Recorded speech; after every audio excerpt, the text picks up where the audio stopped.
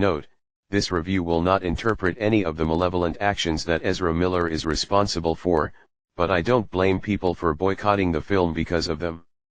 I'm obviously vitriolic against pedophiles and think all of them need to be prosecuted or executed, but even if their actions are separated from this movie's phenomenon, it's still not a very good film.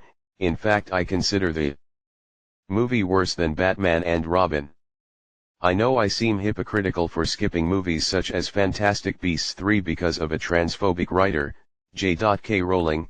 Still though, fuck her, but watching this film, I'll admit, I wanted to watch the movie because of Michael Keaton reconciling with his role as Batman since Batman Returns from 1992 and not because of Ezra Miller themselves, when pedophilia is obviously a worse felony than transphobia since discriminating against marginalized groups is not punishable by law while being coquettish toward minors is, which I agree that pedophiles deserve much worse than a death penalty.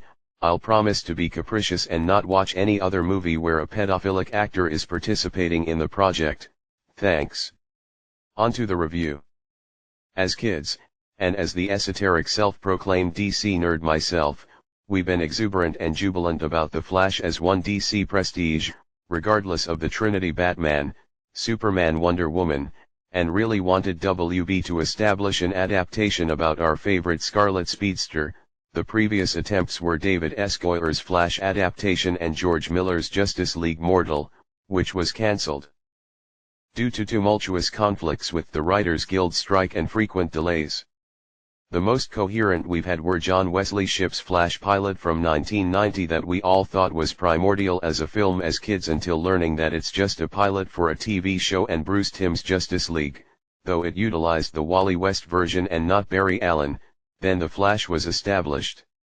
On June 16, 2023, and it's a fucking disappointment. I still can't believe I initially thought this movie was okay, because the more I think about the film, the more it gets worse and exacerbates. Now there are obviously merits to the film, but they aren't sufficient in ameliorating this film's reputation since the issues were too significant and clearly indicated. But onto the good qualities. Michael Keaton was a great and bonhomous Batman/Bruce Wayne, as usual with his previous appearances, having a myriad of skill with martial arts and mastering them before commencing his role as the caped crusading, masked vigilante symbolizing justice throughout the night. They even indicated his capabilities on being somewhat intangible to bullets with his cape, though he has a bulletproof chest plate as well. He even managed to give Namekel quite a punctilious fight by nearly defeating him with emphasizing explosions, though he survived, but the two Flashes finished the work for him. I think he's the best representation in live action with indicating his potential, but not his character. I wanna also mention that I like the convivial references to the Og Batman quotes of his, "You wanna get nuts? Let's get nuts," and, "How much do you weigh?" Though I admit that it was obviously established for the purpose of making fans frenetic and ebullient, but that's just what I think. I know I'm seeming controversial and tendentious, but still. Sasha Calle had a fine role as Kara Zor-El/Supergirl, the cousin of Kall himself, though I admit that she's way too susceptible to damage and was killed by Zod too easily despite exposure to the sun. She could have died due to derelict exposure to the sun since it's the source of a Kryptonian's powers, or when kryptonite debilitates her powers, though I wouldn't see Zod utilizing kryptonite at all, but she dies because she's stabbed so easily. That's bullshit. Michael Shannon was also pretty good as Zod, reconciling from his role as General Zod from Zack Snyder's Man of Steel, but I feel like they recycle his motive from that film and make him seem intimidating and will agitate the viewer with how he wants to pulverize humanity and resuscitate the resources and inhabitants of his planet, but we already knew his objective, so this is obsolete for me.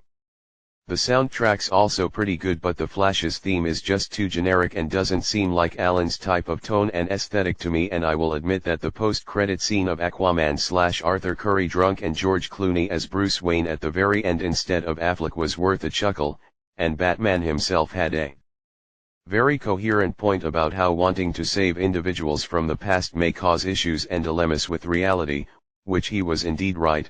P.S. his nose still looks weird. Wonder Woman, albeit having a minor role, was also fine. I like how they utilized her new 52 design. Okay, here are all the bad qualities.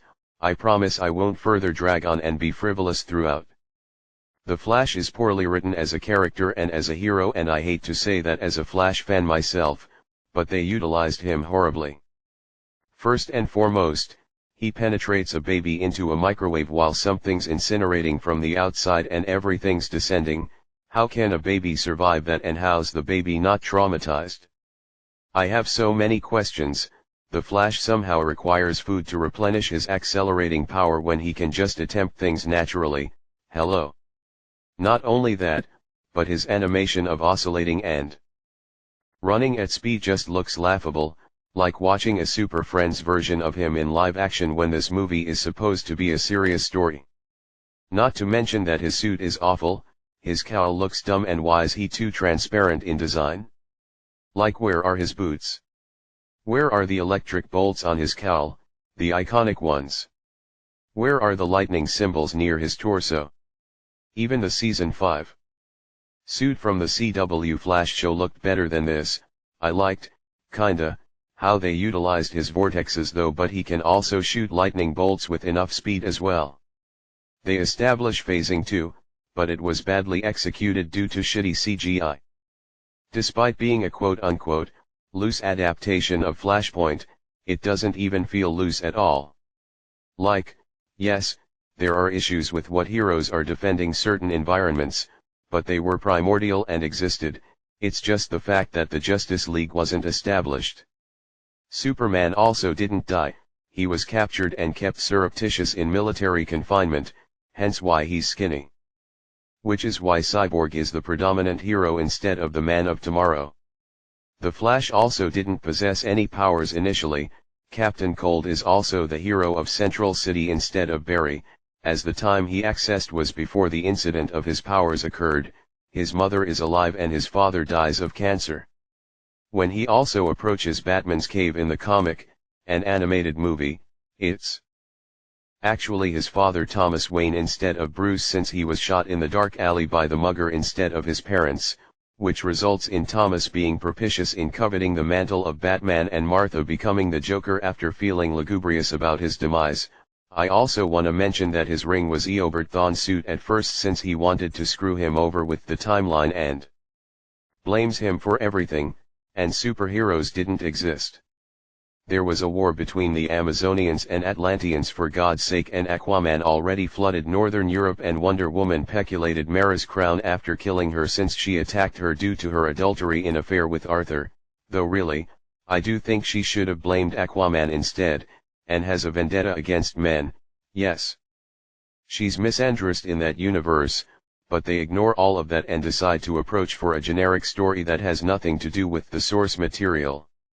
It's as if the writers scrutinized the synopsis from Wikipedia and thought, nope, let's fuck over the fans, and deprived all of the charm from that story and only kept aspects they accept.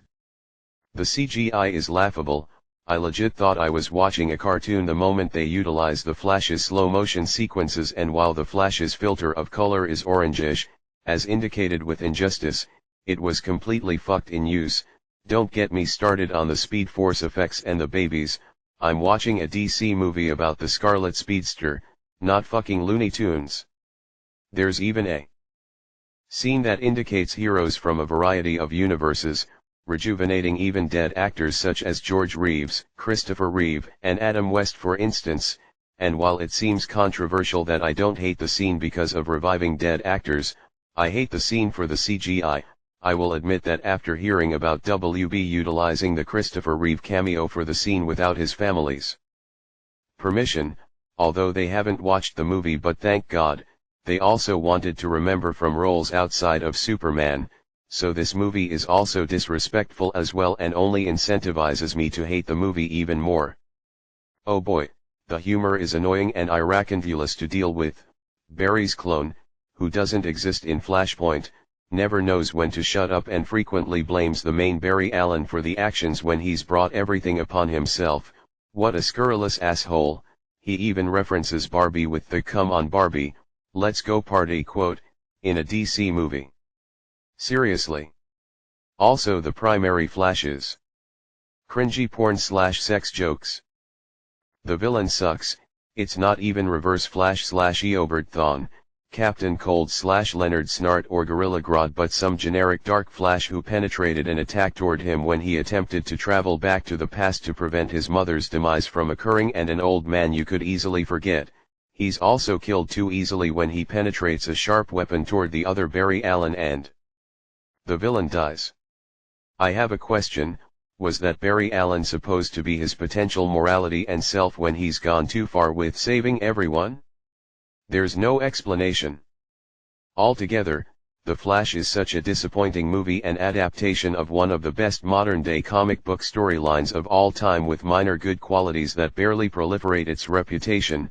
Thank God the DCEU is dead and we're penetrating forward with a new DC universe, though I am a bit agitated and concerned with James Gunn's responsibilities due to questionable decisions, but only time will tell whether it's immaculate and worth it.